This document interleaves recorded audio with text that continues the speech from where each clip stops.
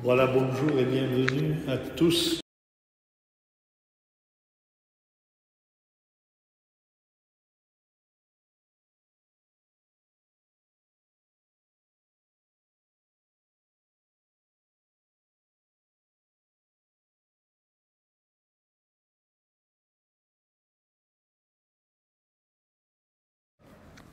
Voilà, bonjour et bienvenue à tous et à toutes. Alors moi je vous propose une petite conversation, peut-être une trentaine de minutes, 30, 35, 40 minutes, puis vous me faites signe, parce que quand vous êtes vraiment fatigué, j'arrête. Vous savez, normalement, on entend bien, là? Oui, ça marche?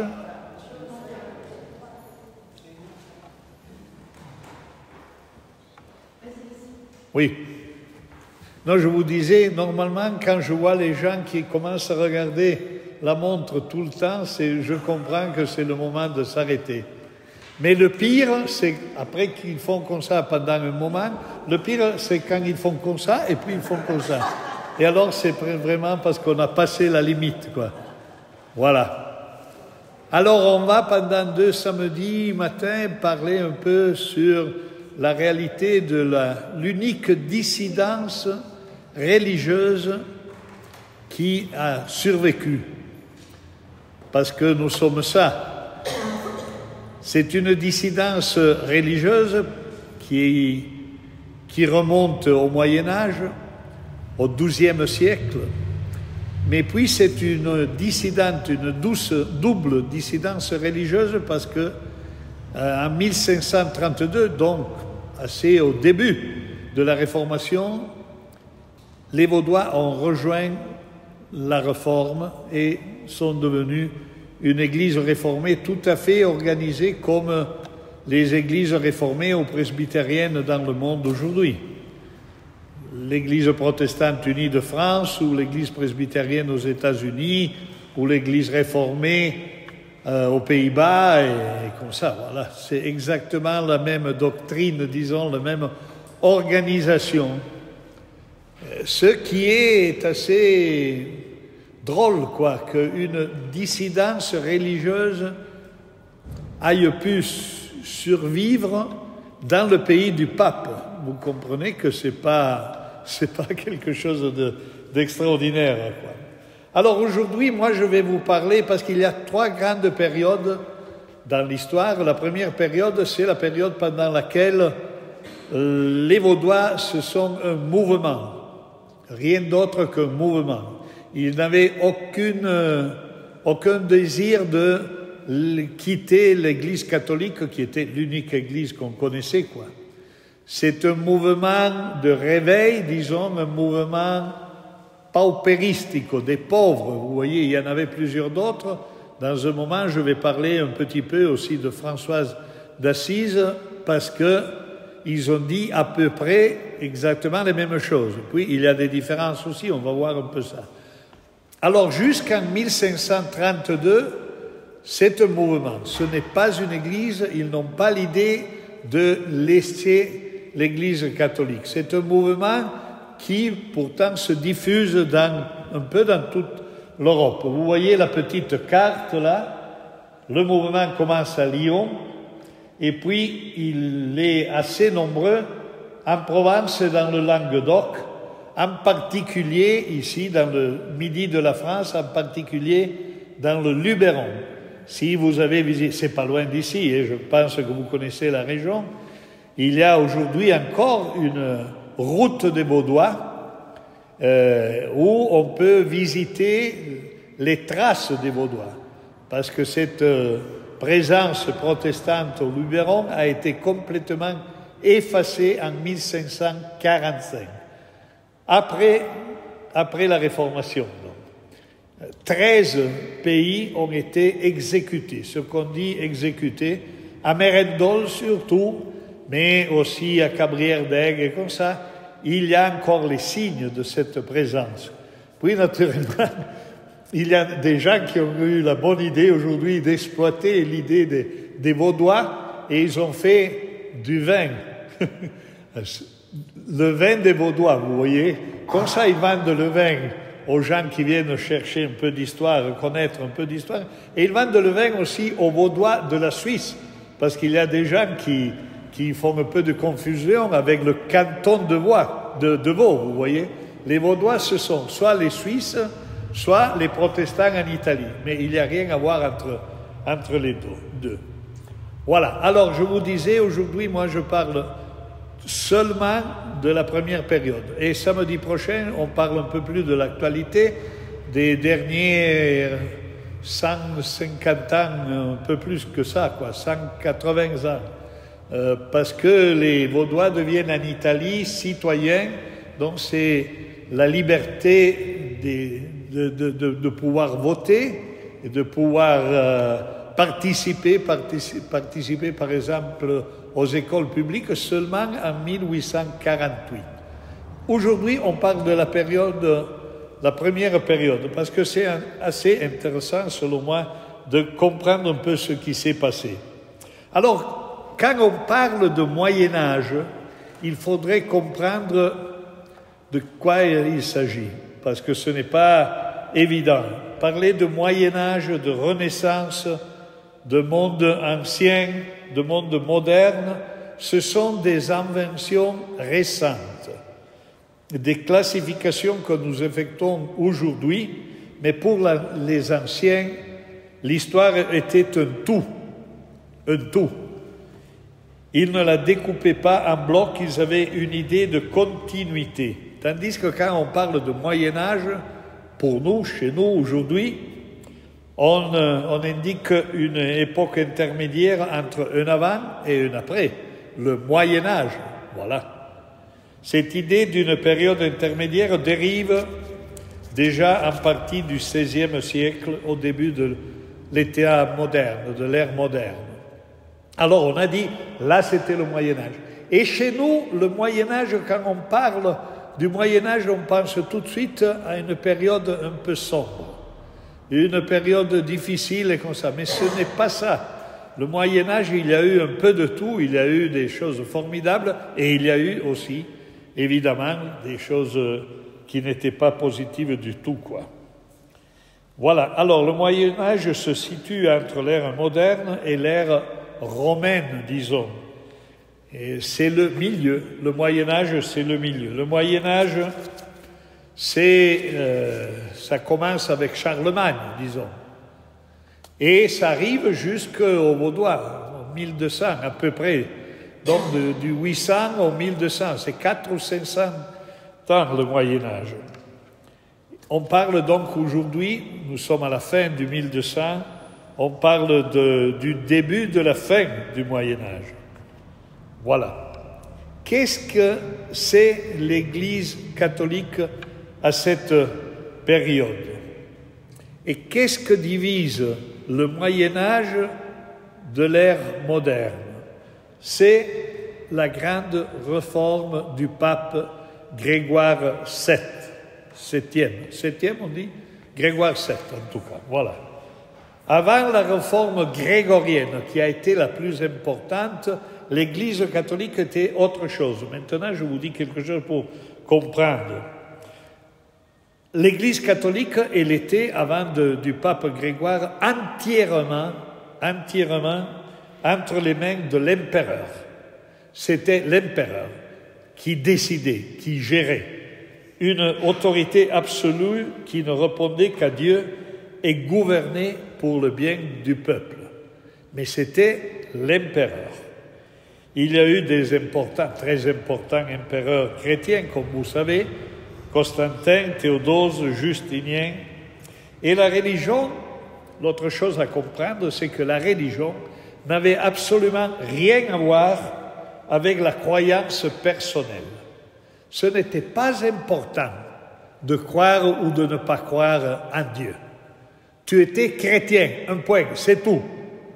Après Constantin, on devient chrétien parce qu'on est parti de ce monde-là, de cet empire-là, quoi.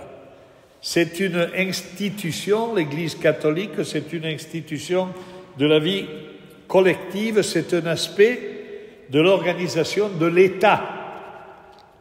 jusqu'à Grégoire, jusqu'à la fin du Moyen-Âge. Ceux qui vivent aujourd'hui, et nous sommes tous là, je crois, ceux qui vivent aujourd'hui la religion comme quelque chose de personnel, auquel on peut répondre ou pas, croire ou ne pas croire ou comme ça, n'arrivent pas peut-être bien à comprendre ce que c'était d'être catholique, d'être chrétien catholique dans cette période-là. Les croyants, les gens qui voulaient être vraiment croyants, ils partaient comme ermites au désert, par exemple. Il y avait des gens, ou les moines, ou comme ça. C'était les gens qui vraiment choisissaient, ou étaient choisis par Dieu, mis à part comme chrétiens. Mais tout le monde, le peuple était chrétien.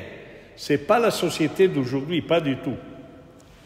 Donc l'Église, je vous dis, était pratiquement sous le contrôle de l'empereur. C'était lui qui nommait les évêques, par exemple. Ce n'était pas l'Église.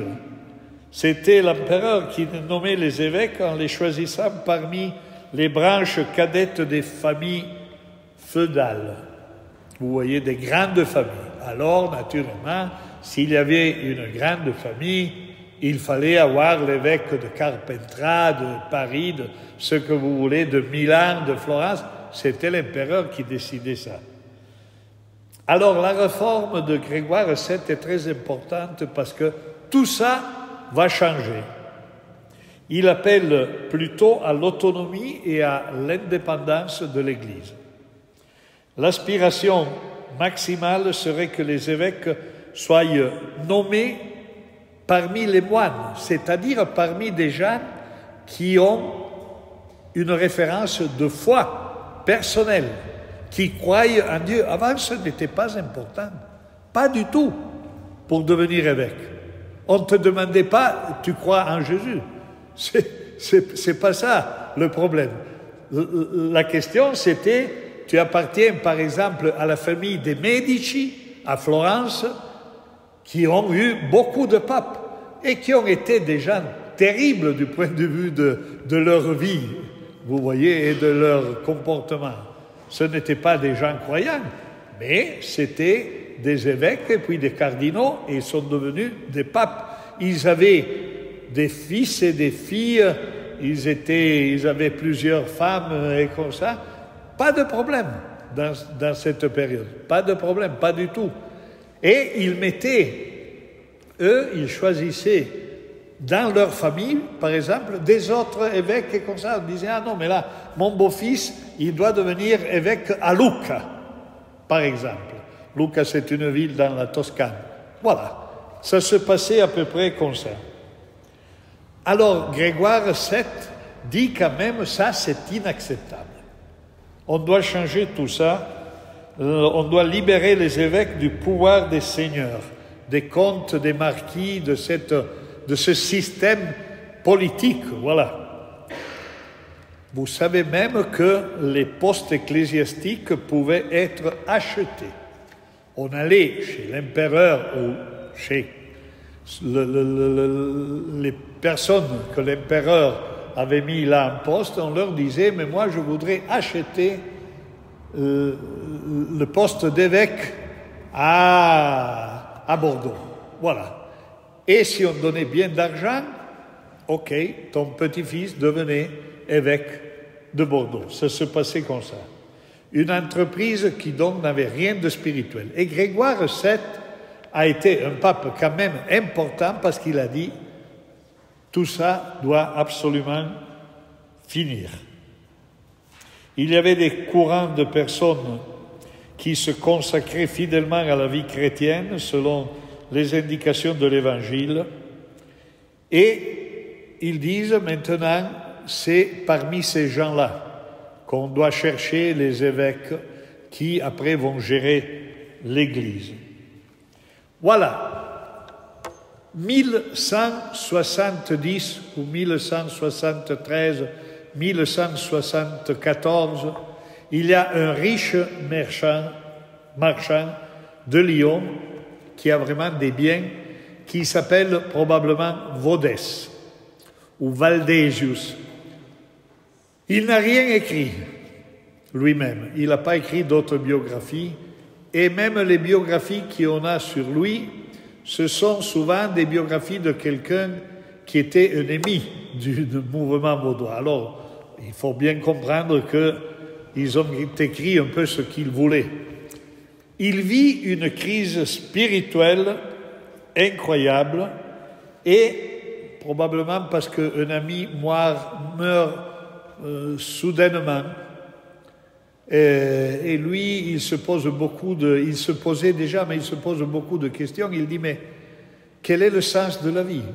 Je suis plein d'argent, j'ai bien d'argent, mais il y a quelque chose qui me fuit. Alors il demande de traduire une partie des évangiles dans la langue du peuple, parce qu'il ne connaissait pas le latin. Et il prend très au sérieux, surtout, aucun des passages du Nouveau Testament. Par exemple, le Sermon sur la montagne, c'est-à-dire les premiers chapitres, disons, de l'évangile de Matthieu. Ou alors le chapitre 10 de l'évangile de Matthieu, qui est le chapitre de la mission de Jésus qui envoie en mission ses disciples. Et vous savez où c'est écrit, ne porte pas avec toi rien d'autre. Même pas un autre paire de sandales ou des autres habits ou comme ça. Tu n'as besoin de rien. Tu dois partir, tu dois porter l'évangile et tout ça. Bon, alors ce Valdesius, il lit et il relit ces passages. Il paraît qu'il avait 2 filles et il décide. Après un moment, il décide, il dit, je vends tout ce que j'ai. Pareil qu'il a donné quelque chose à un ami qui a dit, tu vas prendre soin de mes 2 filles. On discute sur ça parce qu'on n'a pas vraiment des biographies. Le reste, il le donne aux pauvres et il part avec ses sandales et ça devient les pauvres de Lyon. Ils ne s'appellent absolument pas Vaudois, ce ne sont pas les Vaudois, ce sont les pauvres de Lyon. Ils vont demander à l'évêque qui s'appelait Guichard.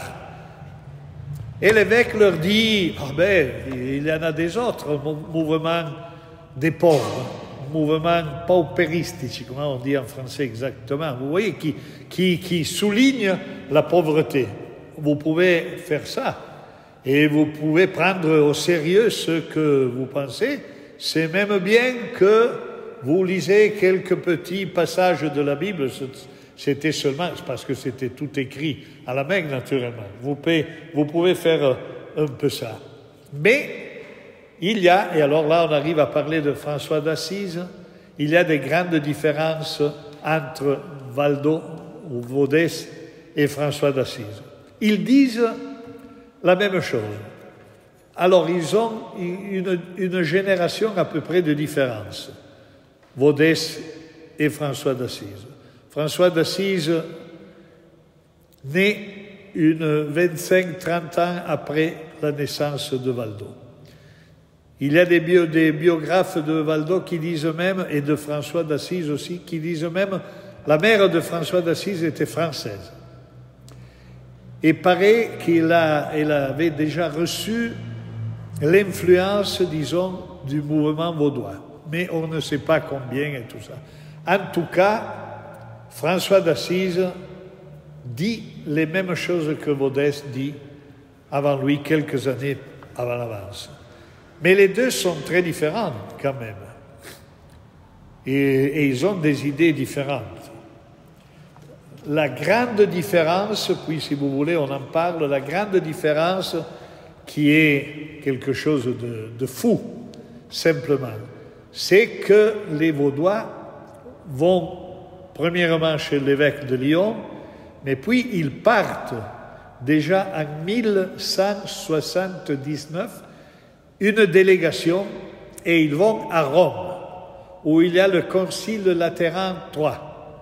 Ce n'était pas un concile si important, c'était un concile de théologiens.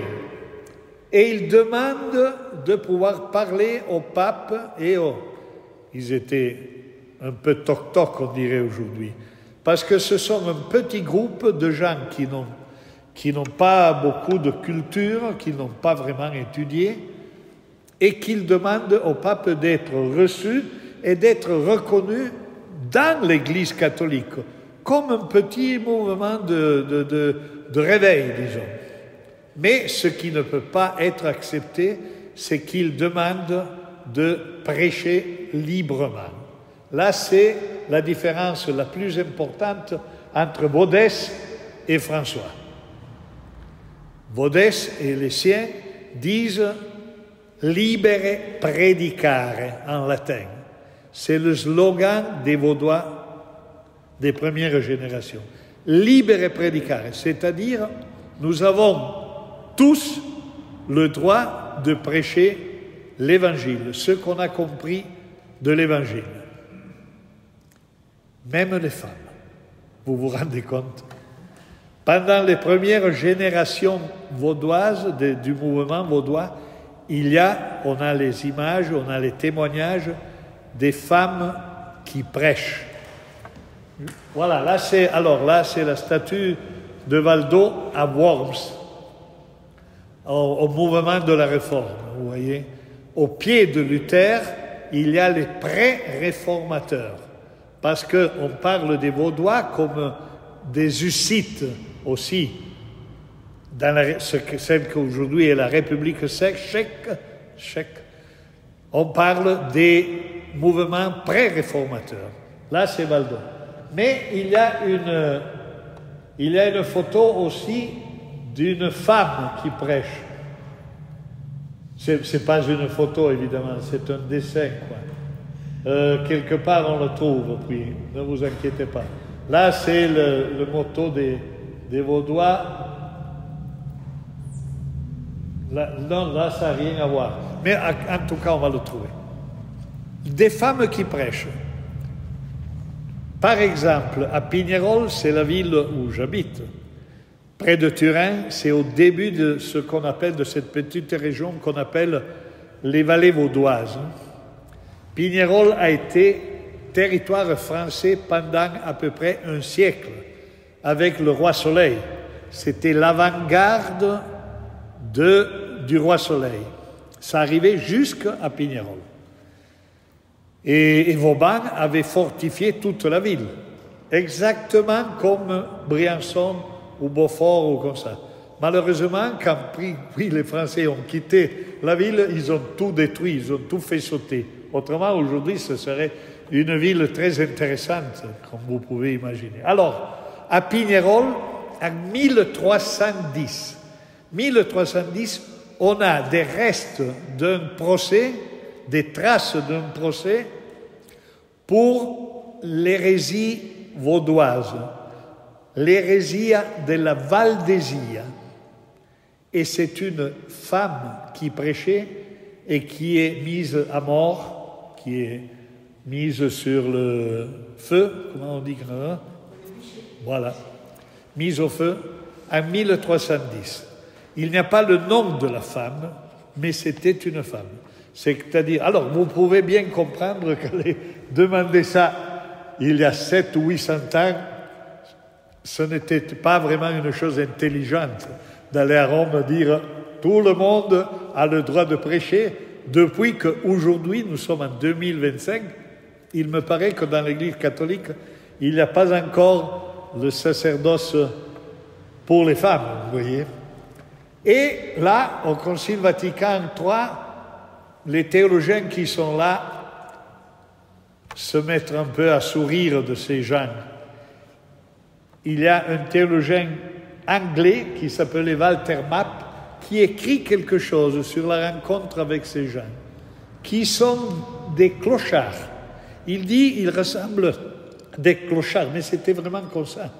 Vous voyez, avec une robe marron et comme ça, des sandales et rien du tout. Il utilise une expression qui veut être dérisoire pour les Vaudois, mais qui est parfaite. Nudi nudum Christum sequentes. Nudi nudum Christum sequentes. Ce sont des gens nus qui suivent un Christ nu. Parfait. C'est vraiment, lui, il pense d'être, d'exprimer un peu une considération dérisoire de ces pauvres gens qui ne savent même pas parler bien l'italien ni rien. Et il n'y avait pas encore l'italien d'aujourd'hui. Mais c'est la juste expression pour ceux qui sont les Vaudois.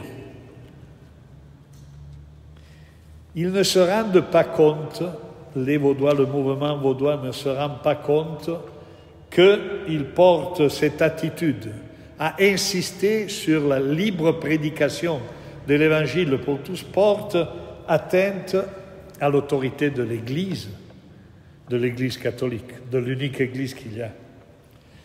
Et bon, comme ça, oui, il faut aussi se rappeler que c'est la période des croisades contre les cathares. Vous connaissez, je crois, le phénomène des cathares. Catharos, ça signifie pur. Les cathares, ce sont les purs. Ils n'ont rien à voir vraiment avec les Vaudois. Parce que puis on a mis tous ensemble. Naturellement, là, c'était le moment, c'était les siècles où il fallait combattre l'hérésie. Et alors, cathares, Vaudois, c'était tout la même chose. Ils n'avaient rien à voir. Les cathares sont très nombreux, surtout dans le sud de la France. Si vous voulez, je vous raconte puis, mais une autre fois, quelque chose en plus sur les cathares. Les cathares viennent de l'Est. Ils viennent, c'était des groupes, au début, des groupes de musulmans de Bosnie-Herzégovine. Vous voyez ? C'est-à-dire des musulmans qui n'étaient pas arabes au début. Des occidentaux islamisés à l'époque turque, dont ce sont des musulmans d'origine très ancienne, qui se sont reconnus un peu dans la religion musulmane, mais qui après deviennent chrétiens, avec des idées très précises, par exemple le dualisme. Vous voyez, ils disent « nous sommes cathares, nous sommes purs, nous n'avons rien à voir avec vous qui êtes le monde. Le monde n'est pas pur. Si on veut être sauvé par Dieu, on doit devenir cathare et n'avoir aucune contamination, on dit contamination, de la part du monde. On doit être séparé du monde, avec une vision manichéenne. Voilà. Et parfois, excusez-moi, pas toujours le mot juste me vient. Voilà. Maniché. Maniché, c'est-à-dire qu'on voit tout blanc et noir. Il n'y avait pas de gris. Il y avait les sauvés, les purs, les cathares, et puis il y avait le reste.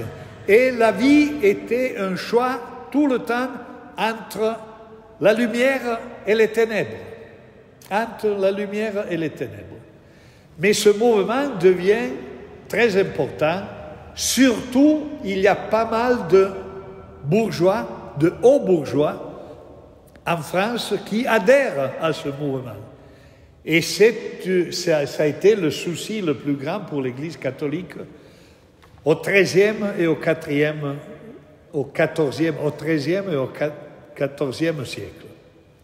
Il y a une première croisade, il me paraît, en 1205, contre les Albigeois, parce qu'ils sont présents surtout dans la région d'Albi, c'est pas loin d'ici. Et si jamais vous n'avez pas été, allez visiter par exemple Béziers. Béziers était une ville, Béziers c'est sur la mer, sur la Méditerranée, vers l'Espagne. Ça a été une ville qui a été complètement détruite, parce qu'ils étaient presque tous cathares. Ou alors, il faut aller dans les châteaux, ce qui reste des châteaux cathares. C'est très intéressant. Je crois que la fin vraiment du mouvement cathare, les derniers qui sont restés, c'est en 1307. Le château, puis ça va me venir le nom, et ça a été la dernière résistance. Naturellement, les cathares étaient absolument non violents. Ils acceptaient d'être exterminés complètement. Exactement comme les Vaudois, vous voyez. Le mouvement vaudois, au début, a des caractéristiques très importantes. Alors, on retourne un petit moment à François d'Assise et à Vaudès. La différence est surtout celle-là.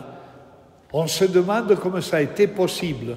Il disait la même chose sur la nécessité de l'Église d'être pauvre. Et les gens qui disent d'être chrétiens, c'est-à-dire disciples du Christ, doivent être pauvres.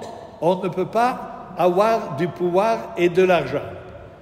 Mais la différence, c'est que François, il vient reçu lui aussi par le pape, et probablement le pape se rend compte qu'on peut pas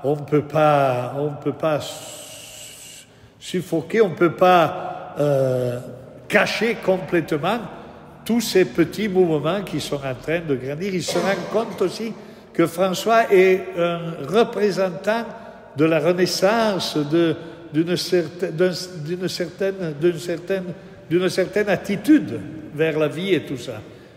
Et alors, on lui propose de prendre la tonsure et de devenir un ordre monastique. Ce qui est terrible à penser aujourd'hui, c'est que François d'Assise aussi était tout à fait non violent, et comme ça, vous connaissez l'attitude qu'il avait envers la nature et les animaux et tout ça.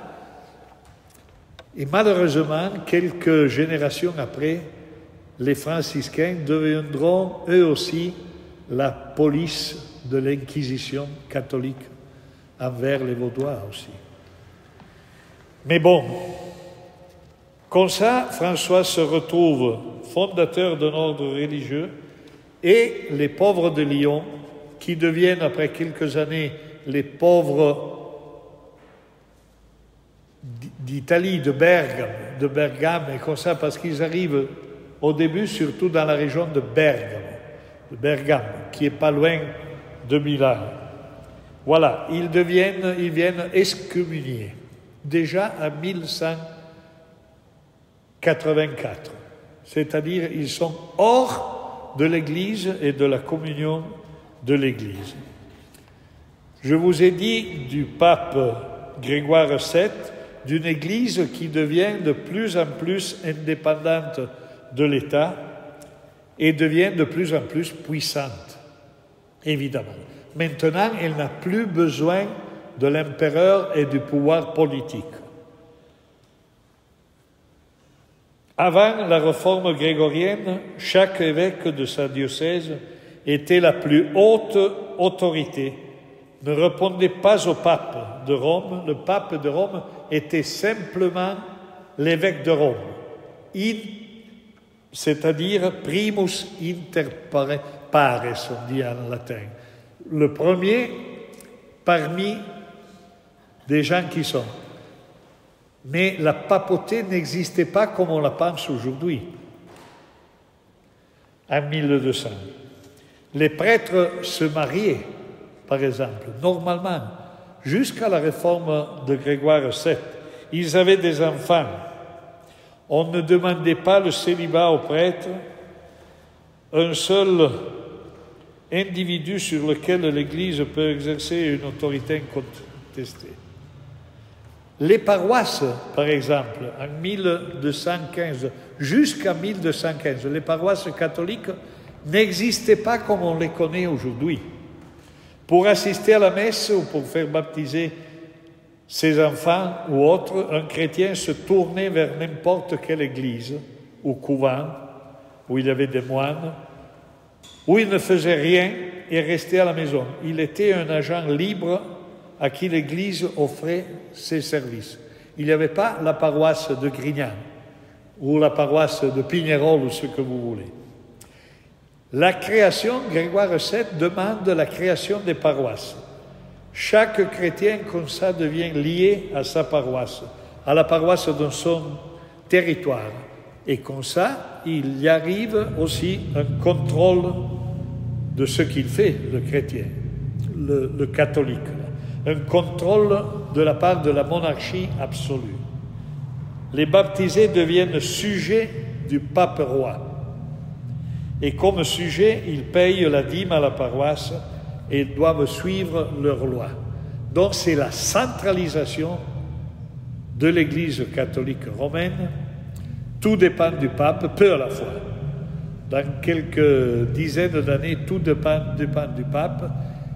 Et les évêques sont nommés par le pape et non plus par le pouvoir politique.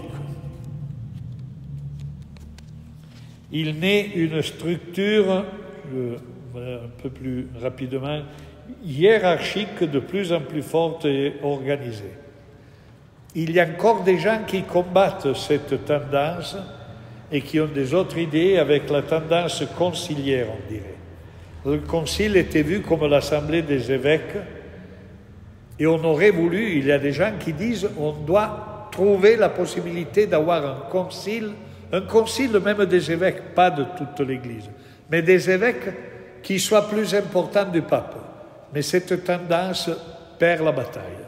Ça va devenir le pape qui devient vraiment le chef, disons, de l'Église catholique. Et c'est aussi pour cette raison que les Vaudois ne rentrent plus du tout dans ce système. Ils ne peuvent pas se voir dans ce système. Et ils disent, les premières générations vaudoises disent, l'Église doit s'adapter à l'Évangile et non l'inverse. Pas l'Évangile qui doit s'adapter à l'Église comme pouvoir du pape.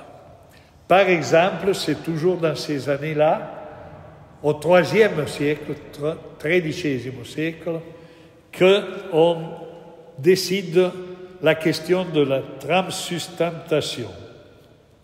Et les Vaudois n'acceptent pas ça. La transustantation, c'est-à-dire, vous le savez bien, la transformation réelle, matérielle du pain dans le Christ, présent là. Les Vaudois ne comprennent pas ce que ça peut signifier, ça. Et ils avaient raison, selon moi. Déjà au IIIe siècle, voilà. C'est encore le moment, au début du IIIe siècle, le moment où il y a l'invention du purgatoire. Le purgatoire, c'est seulement au IIIe siècle qu'on en parle. Si le pape a le pouvoir de transformer le pain en Jésus, pourquoi ne pourrait-il pas sortir les âmes du purgatoire? Il a aussi ce pouvoir. Et alors, si tu vas me donner de l'argent, moi je donne l'indulgence pour ton grand-père qui est mort, qui est depuis 50 ans, et le temps qu'il va passer au purgatoire va être réduit. Ça va dépendre de l'argent que tu me donnes. Quand on bâtit la basilique de Saint-Pierre à Rome, il n'y avait pas l'argent pour faire ça. Là, ça va être déjà le temps de Luther, 1520 à peu près, comme ça. Mais on va demander de l'argent partout. Aux paysans allemands comme français, comme ça, en leur disant, tu me donnes de l'argent et moi je te donne l'indulgence. Pour ta mère qui est morte, pour ton fils, ton frère, qui tu veux. Et plus tu payes, et plus rapidement l'âme va partir au paradis. Ça n'existait pas avant du 1250, 1300, tout ça. Voilà. Pour les Vaudois, il y a une porte étroite et une porte large. C'est l'Évangile qui parle de la porte étroite et de la porte large. La porte étroite va vers le ciel et la porte large vers l'enfer. Aucun pape ne peut intervenir. Aucun pape n'a le pouvoir d'intervenir. C'est-à-dire que le salut dépend exclusivement du Seigneur et aussi de ton comportement, parce qu'il y avait une morale très forte parmi les Vaudois, naturellement.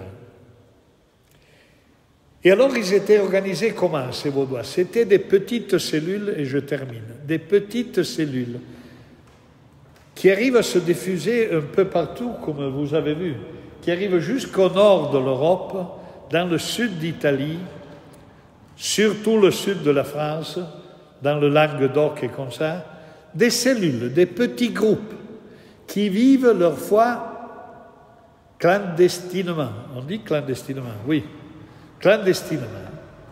ils font baptiser, ils font encore baptiser leurs enfants dans l'Église catholique, mais ils vivent leur pitié du point de vue évangélique.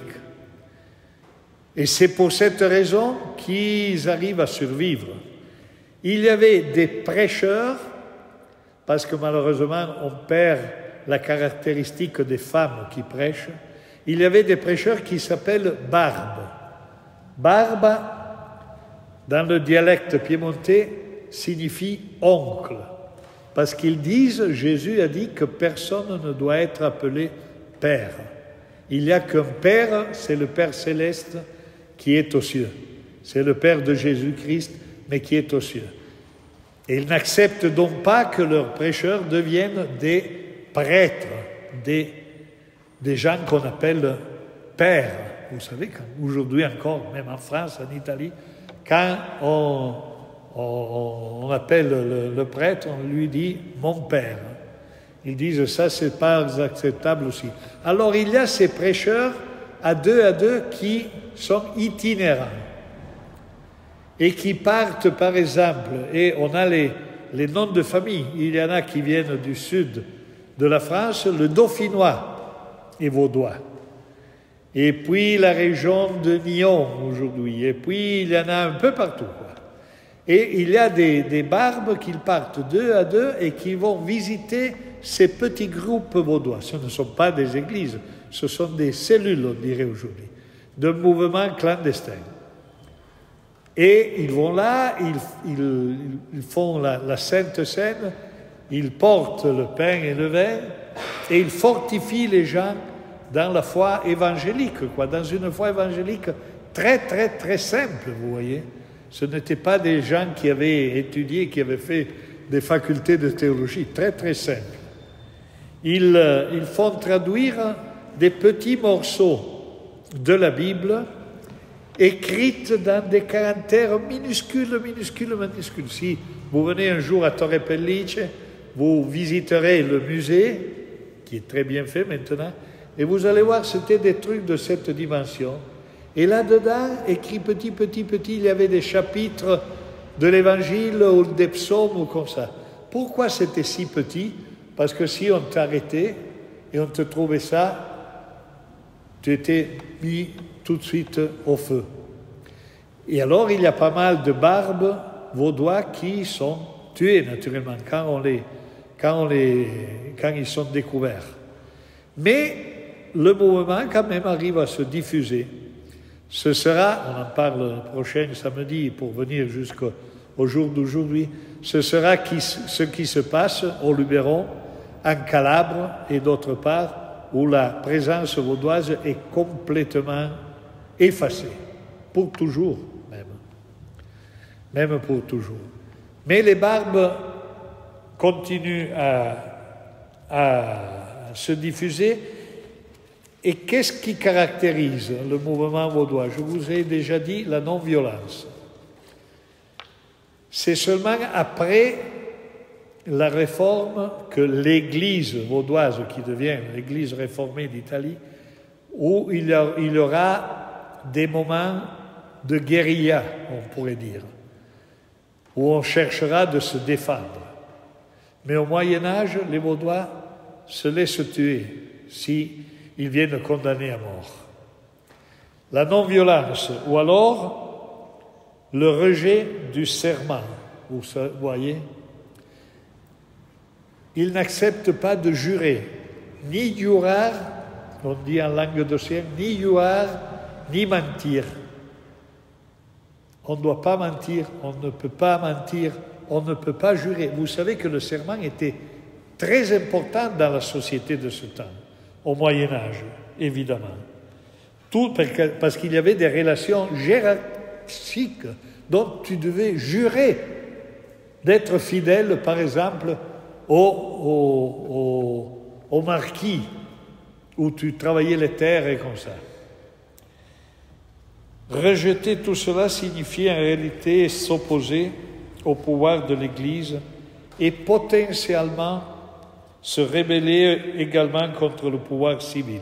C'est pour ça qu'on décide que les Vaudois, comme les Cathares, doivent être liquidés, quoi.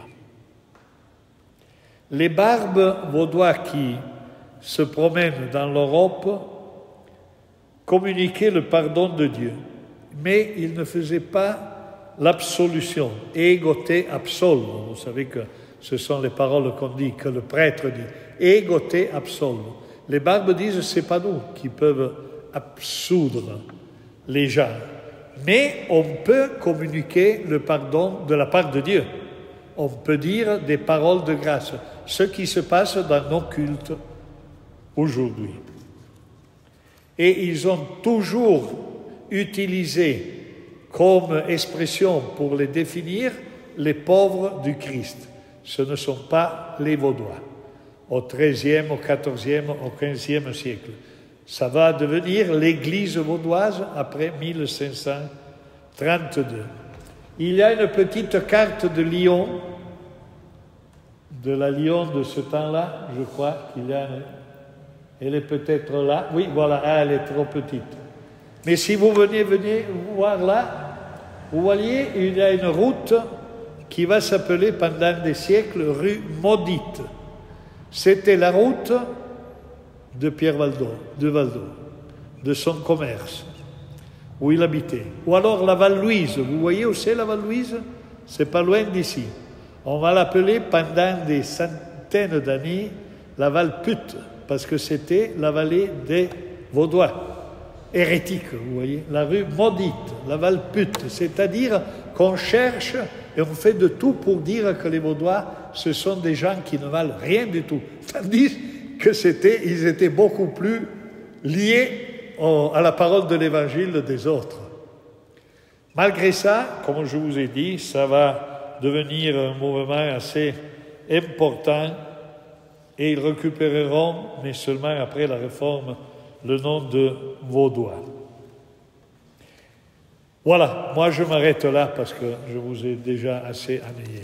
Merci beaucoup pour votre patience.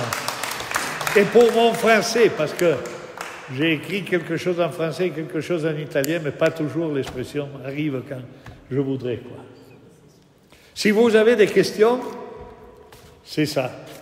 Comme ça, au moins, je pense que vous avez compris un peu que l'Église catholique, jusqu'en 1200, disons, était tout à fait différente d'aujourd'hui. Pas de paroisse. On allait n'importe où à faire baptiser les enfants. Il fallait les faire baptiser, mais tu pouvais aller dans un couvent de moines ou comme ça, et ça allait très bien, quoi. Et tout le monde était chrétien. Tout le monde. Ce n'était pas une question de foi personnelle. Il n'y avait pas de musulmans. Et ça, c'est vrai aussi, évidemment. Dans l'Europe de ce temps-là, dans la France de ce temps-là, il n'y avait que des hérésies. Et les hérésies doivent être effacées complètement. L'hérético deve morire. L'hérétique doit mourir, c'est le slogan de ces siècles-là. Et ce sera le slogan surtout, puis de Jules II, le pape et comme ça, qui en 1500 veut bâtir Saint-Pierre et qui dit l'hérétique doit mourir. Parce que c'est un danger non seulement pour l'Église, mais pour le système politique qui est organisé comme ça. Où le serment, par exemple, est très important. C'est pour ça que les Vaudois au Moyen-Âge disent ni maudire, ni mentir. Voilà. Ils n'ont pas beaucoup changé, les catholiques, parce que pour eux, le salut doit passer par eux, pour être sauvé par les catholiques.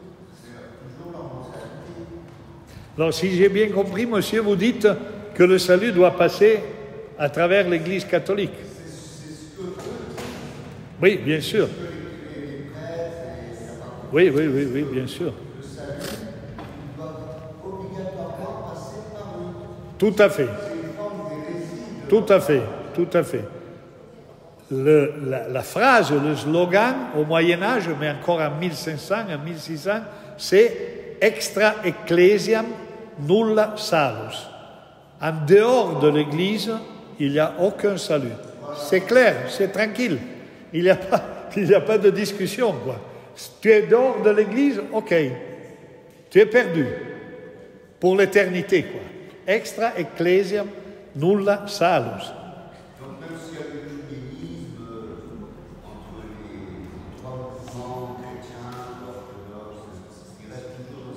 Oui, oui, là c'était clair. Donc les hérétiques, les gens qui étaient excommuniés, ça faisait peur d'être excommunié, évidemment, parce qu'en dehors de la communion avec l'Église catholique, c'était l'enfer. Nous, aujourd'hui, ça nous fait sourire, l'enfer et le purgatoire, ces trucs-là, quoi. Il y a un grand chanteur italien, Fabrizio De André, qui, dans une chanson, il dit « L'enfer existe seulement pour les gens qui n'ont peur de l'enfer, c'est pas pour les autres. » Mais en 1500, en 1200, en 1300, en 1400, en 1500, c'était pas la rigolade. Les gens avaient comme premier souci « Qu'est-ce que ça va être de moi si je ne suis pas sauvé ?» Et c'est pour ça que je suis prêt à payer pour me garantir ou pour garantir à mon père, à mon fils, si j'ai perdu un fils, à ma femme, à qui vous voulez, d'aller au paradis. Ça a été le grand marché. Ce qui me déplaît un peu, j'aurais bien aimé qu'il ne disait pas ça, c'est que maintenant, Léon XIV, il a dit dans ses mots, dans ses premiers mots, il a dit « Aujourd'hui, je vous concède, je vous donne à tous l'indulgence plénière pendant un an. » Ça, il pouvait l'éviter, quoi. Ça n'a pas été vraiment écuménique. Jean-Marc Aveline n'aurait jamais dit une chose comme ça, mais même François, le pape François, n'aurait jamais dit, au début, en saluant les gens, dire « Aujourd'hui, vous pouvez savoir, c'est moi qui donne l'indulgence. » L'idée qu'il y a un intermédiaire qui passe nécessairement à travers l'Église pour être sauvé. Là, c'est pour des gens réformés, les protestants comme nous, c'est être blasphème, quoi. On n'a pas besoin de l'intermédiation de l'Église ni d'un pape pour savoir d'être sauvé. Et ça dépend de Jésus-Christ et de la croix de Jésus-Christ et non pas du pape. C'est dommage qu'il ait dit ça, quoi. J'ai eu des textos avec des amis catholiques tout de suite après. Un en particulier qui est en train de devenir important au Vatican, à Rome. Et je lui ai dit, ben ça, il m'a dit, ah, je ne me suis pas aperçu. Je dis, peut-être tu ne t'es pas aperçu, mais moi, oui. J'ai un peu de sensibilité pour ça. Ah, tu as raison, Daniel. Je dis, oui. C'est malheureux, mais c'est comme ça, voilà. Et oui, l'indulgence. Le pasteur d'Audrey.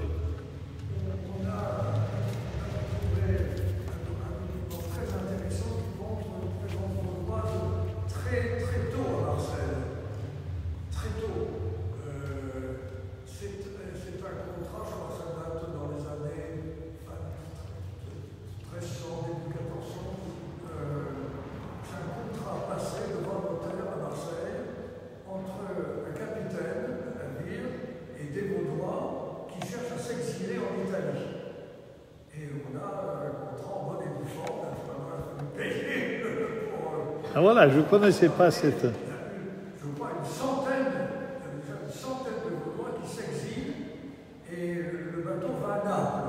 Mais on pense que les Vaudois vont continuer parce qu'ils ont la parenté en Calabre, justement. Voilà. C'est intéressant. En Calabre, il y aura des villages comme le Luberon, des villages qui sont fondés par les Vaudois. Qu'est-ce qui se passait? Comment ça va qu'il est arrivé des Vaudois au Luberon?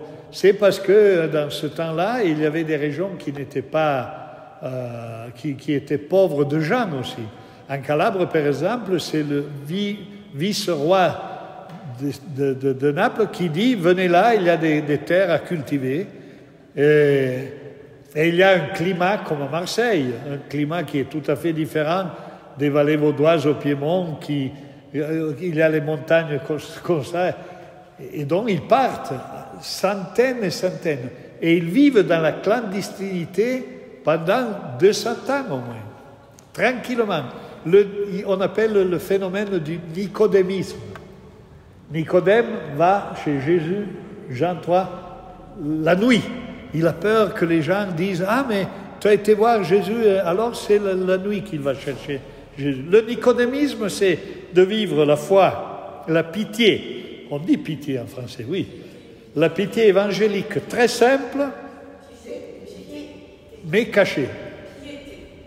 Pitié.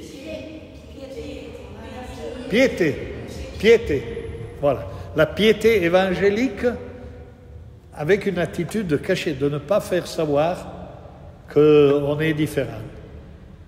Et puis, comme je vous ai dit, au Luberon, ça va être tout fini en 1545. Et c'est à nouveau le bras politique, le baron d'Oppède. On lui demande, s'il te plaît, il faut nettoyer cette hérésie insupportable. Et c'était des gens laborieux, honnêtes, tout, pendant 2 ou 3 siècles. Et en Calabre, ça va être 1561. Pourquoi ? Parce qu'on adhère à la Réformation en 1532. Et alors, du Luberon comme de la Calabre, il y a un synode. Un synode, c'est une assemblée des chefs de famille qui viennent de Calabre, des Apules, du Luberon, du Nord, et qui se retrouvent en Grogne, au Piémont, et ils discutent pendant 3 ou 4 jours. Et c'est une discussion très rude aussi, parce qu'il y a un courant qui dit absolument pas. On ne veut pas devenir une église protestante comme l'église luthérienne en Allemagne. Ils viennent de savoir ce qui s'est passé. L'Allemagne est pour la moitié du territoire protestante. Et il y a déjà Zurich, et je crois Bâle, mais pas encore Genève, par exemple, qui va être après la référence la plus importante pour les Vaudois du Piémont. 1532.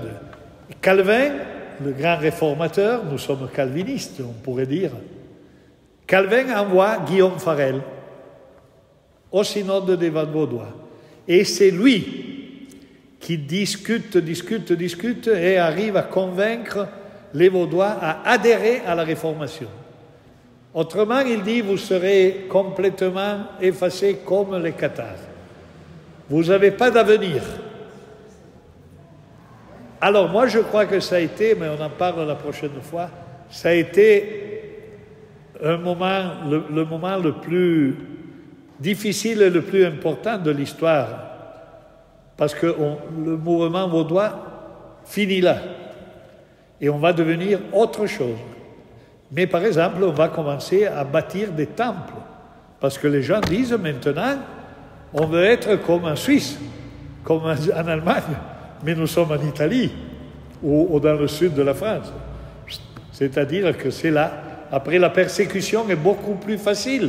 Parce que si je sais qu'il y a un temple à Grignal, je sais où je vais les trouver, les protestants, c'est évident. Maintenant, ça va être beaucoup plus facile. Et comme ça, malheureusement, moi j'ai été pasteur 3 ans en Calabre, on a des petites paroisses aujourd'hui, tout au début de mon ministère, il y a 40 ans. Et maintenant, mais seulement maintenant, il y a dans les gens la conscience de ce qu'ils ont vécu en 1560. Seulement maintenant. Il y a 40 ans, quand j'étais là, ils ne voulaient pas parler du massacre. La place principale de Guardia Piemontese s'appelait La Garde avant. Maintenant, le village s'appelle Guardia Piemontese. La Guardia Piemontese du Piémont. La place principale s'appelle Piazza della Strage, la plage du massacre. Mais les gens ne voulaient pas parler de ce qui s'est passé là. Maintenant, aujourd'hui, chaque année, l'année dernière, au mois de juin, j'ai été invité, il y a un festival des différentes cultures. Et les gens participaient comme ça. Avant, ils regardaient à tout ça comme avec un souci, en tout cas. Parce que là, ils ont été complètement liquidés, comme au Luberon. Voilà, les Vaudois, là, ce sont des livres. Les Vaudois du Dauphiné, par exemple. Il y a eu toutes sortes de massacres, là, mais Ça ne vaut pas la peine. On en parlera un petit moment samedi prochain, mais on ne parle pas volontiers des massacres. C'est pas comme ça qu'on a fait malheureusement l'histoire. Oui, oui, Pierre. Il faut noter une chose, c'est que l'Église vaudoise, quand elle s'est rappelée à la Réforme, l'Église, il y avait beaucoup de gens de l'Église vaudoise qui ne voulaient pas se rallier à la Réforme, parce qu'il y avait des problèmes, si on peut dire, des dissonances de pensée entre l'Église vaudoise et la Réforme. Alors il y avait aussi un côté politique. Parce que la Réforme a réussi à avoir, si on peut dire, de fortes encontres, un pouvoir avec certaines royautés, si on peut dire, du nord de l'Europe, de l'Allemagne, tout ça. Et l'Église vaudoise s'est sentie toute seule. Oui. En plus, elle était très mal représentée. Elle s'est ralliée, si on peut dire, à contre-cœur à la Réforme. Bon, même si elle faisait partie, mais elle ne s'est pas sentie, si on peut dire, représentée à travers la Réforme. Elle s'est sentie en minorité. Eh, mais c'était une minorité, une petite minorité, effectivement. Malheureusement, ça l'a poursuivi pendant des siècles et des siècles, parce qu'elle a toujours été, à travers le temps, mise un peu de côté, parce que, alors, elle n'avait pas les théologiens, si on peut dire, qui avaient du renom, une audience, si on peut dire, évidemment internationale, mais elle n'avait pas ce contre-pouvoir. Oui, moi je dirais les premières générations. Et même maintenant, si on peut dire, quand on parle de l'Église vaudoise par rapport à l'Église protestante, même par exemple au niveau de la France, on va citer les Cévennes, on va citer le Luberon. L'Église vaudoise, bon, malheureusement, elle est en Italie, et encore, elle est seulement dans une province italienne. L'Italie, c'était pas l'Italie nichée comme elle est maintenant, elle était seulement dans une province, et elle ne s'est pas sentie, si on peut dire, soutenue. Dans les premières générations, il a fallu du temps, évidemment, aussi aux Vaudois, pour être pleinement intégrés, disons, dans la Réformation. Aujourd'hui, nous sommes même courtisés un peu partout. C'est-à-dire qu'on est défini, l'Église vaudoise est définie Mater Reformationis, mère de la Réformation, parce que nous sommes plus vieux que ça. Et partout où on va, le Conseil écuménique des Églises. Moi, j'ai été à Portalegre, à l'Assemblée générale du Conseil écuménique des Églises. Tout le monde connaît l'Église vaudoise en Italie, quoi. Non, mais c'est vrai que nous sommes une très petite réalité. Et comme je vous ai dit, la chose drôle, c'est d'être une double dissidence religieuse qui a survécu. Donc il y a cette ambiance qui règne encore maintenant de peuple fragile. Oui. Ça se ressent. Moi, personnellement, en étant vaudois, par exemple, quand je suis venu à Grignan, quand j'ai dit, je suis à Grignan depuis l'âge de 3 ans, quand j'ai dit, je suis d'origine vaudoise, tout le monde était des Cévennes. Les Vaudois, c'était la quantité négligeable, c'était la petite église perdue. Alors, jolie. Mais il y avait une union vaudoise très nombreuse aussi. Il y avait des centaines de Vaudois qui étaient membres de l'Église. Oui, mais il faut dire que par exemple, à la paroisse de Grignan, c'était toute la communauté protestante très marseillaise. C'était tous les, disons-le moi, à l'époque, c'était les bourgeois, même plus que les bourgeois. Bon, c'était un peu l'aristocratie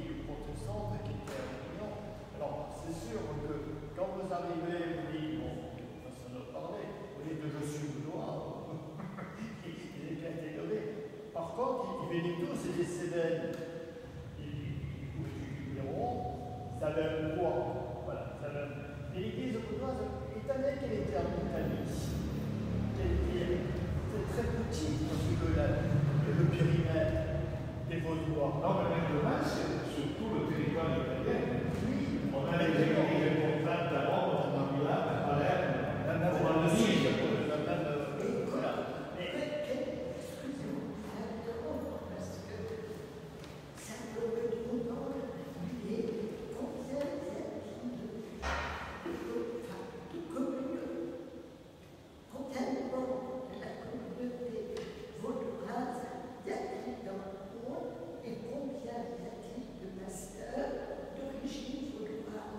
oui. Alors, alors, je ne sais pas si vous savez, il y a deux églises vaudoises. Il y a la petite sœur qui est au Rio de la Plata, entre l'Argentine et l'Uruguay. oui, Qui, alors, dans la deuxième moitié du XIXe siècle, c'est-à-dire vers 1860, il y a des centaines et puis des milliers de Vaudois du Piémont qui sont partis parce qu'ils faisaient la faim. Là, sur les montagnes, ils sont partis vers le Rio de la Plata. Une grande immigration. Et ils ont été, jusqu'aux années 60 du siècle dernier, une région de l'église vaudoise italienne. Mais puis ils sont devenus l'église evangelica valdese del Rio de la Plata, c'est-à-dire qu'ils sont indépendants. C'est l'autre moitié de l'église. Et c'est à peu près 15 000 personnes. Et en Italie, on a peut-être 25 000 personnes. C'est très petit. Une centaine de paroisses. Et au moment, le pasteur en service, nous sommes, je crois, 80-90. Mais on a une faculté de théologie qui est reconnue à un niveau, non seulement universitaire, mais à un niveau mondial. On a des étudiants qui viennent de la France, de l'Amérique. On a un journal, on a une radio, on a un moment de culte évangélique à 6 heures, à 6h30 le matin du dimanche, et suivi par 1 million de personnes. Il y a à peu près 1 million de personnes qui écoutent le culte évangélique. Et puis je vais vous raconter, samedi prochain, par exemple, le fait du prix pour vivre. Vous savez qu'aujourd'hui, on a beaucoup d'argent qui est le 8 pour 1000 des taxes des Italiens qui signent pour l'Union des Églises vaudoises et méthodistes. Ça s'appelle comme ça aujourd'hui. Il y a plus de 500 000 Italiens qui signent pour. C'est une chose énorme, parce que nous sommes même au 25 000. Et encore, on reçoit tout cet argent qu'on ne peut pas l'utiliser pour l'Église, pas pour payer le pasteur, pas pour les activités de l'Église et tout ça, mais que pour soutenir des projets de solidarité dans le monde entier. La SEVA, par exemple. La SEVA, aujourd'hui, l'Église vaudoise, je crois que c'est une des principales souteneurs de soutien. La SEVA, ou si vous voulez, Amnesty International, tout le monde peut demander de l'argent à notre. Et nous, on ne peut pas l'utiliser pour l'Église. C'est le silence qui a décidé ça. Mais il y a eu des débats terribles, entre les discussions. C'est pour les pauvres, comme ça, François. Oui, pour les pauvres. On va faire on peut soutenir les œuvres diaconales. On a des maisons pour les gens retraités, par exemple, qu'on gère dans notre église, on gère directement. On avait 3 hôpitaux insérés dans le système public. Mais les 3 hôpitaux, on a dû les donner au système public parce qu'on ne pouvait pas gérer ça en 2003. C'est là que j'ai été modérateur, que j'ai dû signer ça. C'était très difficile parce que déjà, vous regardez aussi la gestion des hôpitaux. Il y avait 650 personnes